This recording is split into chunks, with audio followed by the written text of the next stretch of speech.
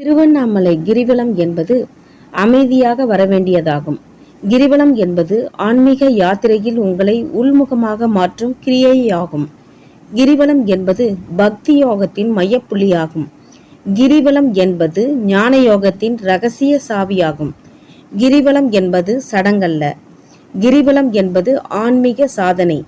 கிரிவலம் என்பது அவசரமாக வரவேண்டியது அல்ல. கிரிவலம் என்பது ஆனந்தமாக, அதே சமயம் அவசரமில்லாமல் வரவேண்டியது.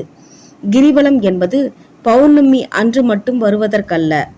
கிரிவலம் என்பது பௌர்ணமி என்கிற ஒரு திதிக்குள் மட்டும் கட்டுப்பட்டதல்ல. அப்படி எந்த நியதியையும் வைத்துக்கொள்ள வேண்டிய அவசியமும் அல்ல. அது எல்லா காலத்திலும் செய்ய வேண்டியது. எல்லா நாட்களும் கிரிவலம் வர தகுதியான நாட்களே. கிரிவலம் வாருங்கள்.